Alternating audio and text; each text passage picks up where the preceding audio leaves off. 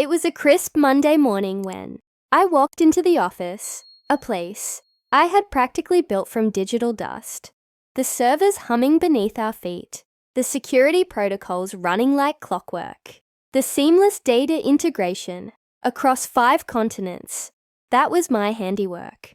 But no matter how many hours I put in, no matter how many late nights I logged into the core systems to fix someone else's mistakes, I was never more than the IT guy to them, especially to Marcus. Marcus arrived with a suit, a smirk, and a resume padded with buzzwords. He was hired as the new VP of Operations after our latest funding round, and from day one, he made it his mission to assert dominance. He was a talker, not a doer, the kind of guy who took credit for systems he didn't understand and blamed his shortcomings on those who actually kept the place running. For weeks, I had been getting that feeling. When conversations would stop as I entered rooms, when people I mentored stopped including me in meetings, my credentials were slowly being revoked. Access logs looked different. A few firewall rules had changed without my input. It didn't take a genius to see the writing on the wall, but they forgot I wrote most of the wall's code myself. Still, I did my job. I pushed the updates, ran the diagnostics, maintained uptime at 5 nines, all while preparing for what I suspected was coming. They thought they were subtle, but Marcus never was. He'd leave Slack messages like, "Why does he even need access to the root container?" And, "Can't we offload him after the release?" I saw it all. Then came the Zoom meeting invite. Quick catch up. The subject line read, "Scheduled for 9:10 a.m. sharp. Mandatory." I logged in early. Always do. It was 8:58 when the camera flickered on, and Marcus's smug face filled the screen. He was flanked by HR, a woman named Kelly who didn't even try to fake sympathy, and our CEO, Charles, who barely made eye contact. "Morning," I said casually, already noting the agenda. They thought they'd hidden from me in the calendar. Metadata, termination, classic. Marcus leaned forward. "Let's keep this short. You've been a valuable asset in the past, but we're moving in a different direction. Effective immediately, your access will be revoked." I didn't blink, just looked at the clock. 9:07 a.m. He smiled. No, he smirked, like he'd won some grand intellectual jewel. "You're done," he said. I muted myself, looked into the camera, then looked away. 9:07. I closed the Zoom window without another word. They thought I was just walking away. They had no idea what I had already done. See, weeks before, I had started laying the foundation, not for sabotage, but for protection. Call it a digital will. My work was too important to be left in their hands. So, I built a shadow architecture. Isolated, encrypted, decentralized. Everything routed through keys only I knew existed. Because while Marcus was busy playing corporate kingmaker, I was rewriting the map of our infrastructure.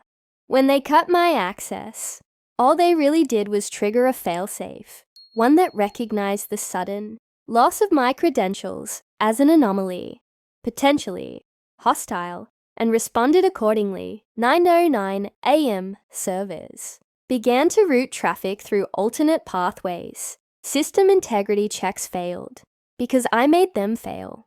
Internal dashboards went blank. They were still watching my inactive Zoom window, wondering if I was going to protest. I wasn't. 9:11 a.m. I logged into my private network, the one I built off-grid, away from their systems. It reached into their backbone like roots through old concrete. A few commands later, I had admin privileges again, not through their domain controller, but through my own side chain of command. At 9:14, I pulled the digital plug. Their CI/CD pipeline froze mid-deployment. VPN access returned unauthorized signature. Internal emails bounced. The firewall reported policy conflict. They didn't even realize yet that every credential rotation had failed because they no longer had the keys. I did. Encryption isn't just about locking doors. It's about deciding who gets to hold the keyring. I didn't shut the system down. I just wrapped it in layers of cryptography, so dense it would take years to brute force. By 9:21, Marcus was back on Zoom, this time with panic in his voice. Hey, we're experiencing a weird issue with deployment. Are you seeing this on your end? I clicked join. No longer my problem, I replied. Charles chimed in. Wait, what's going on? All of our dev tools are down. Support lines are lighting up. What did you do? What I always do, I said. I kept the lights on. You just turned off the switch without asking where the power comes from. Their faces contorted in that beautiful, chaotic blend of realization and terror. Marcus went red. You can't hold us hostage. I'm not. The system is safe, just not for you. Then I logged off. They tried everything after that. They brought in third-party security consultants, forensic analysts, even begged former engineers to help them untangle the mess. But no one knew the structure like I did. Every alias, the redundant masking layers, the ephemeral ports. It was like trying to pick a lock that didn't exist. Within 48 hours, Charles emailed me personally. We're hoping you can help us re-establish access. We'll compensate you, of course. I replied, it'll cost you more than money.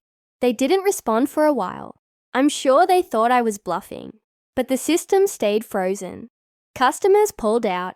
Integration partners couldn't sync APIs. Everything was bottlenecked. I had designed the infrastructure to rely on trust, but they broke it. And now, trust had to be earned. A week later, they invited me to a private meeting. This time, no smirks, just tired eyes and humbled voices. What do you want? Marcus asked. It was poetic, really. I want what I earned. Credit, autonomy, and a signed statement that I built the system you tried to steal. They didn't want to agree, but they had no choice. When the document arrived, I decrypted the master key layer. Not all of it, just enough to let the servers breathe again. The heartbeat of the company started pulsing once more, but I wasn't going back. Instead, I launched something new, a platform, secure, decentralized, transparent. Within months, ex-clients of my former employer reached out. We heard you were behind the original architecture. We'd rather work with the source. And they did. I built a team, people who knew what it meant to be overlooked, undervalued, underestimated. We built faster, cleaner, stronger. Meanwhile, Marcus's company hemorrhaged money, trying to regain the momentum they'd lost. They never did, because it wasn't just about the code. It was about knowing how everything fits together. The vision, the execution, the soul of the system. They fired the brain and kept the body. And without me, it couldn't even stand. The story spread across our industry like wildfire. Forums whispered about the silent encryption incident. People speculated, but no one really knew the details. I never confirmed or denied anything. But those who knew, they respected the lesson. You don't betray the builder and expect the house to stay standing. Today, I sit at the helm of a startup, valued far beyond what I ever dreamed back in that cold, smug Zoom call. I don't need revenge. I have results. And every time someone asks me why I left my last job, I just smile and say, they told me I was done. Turns out, I was just getting started.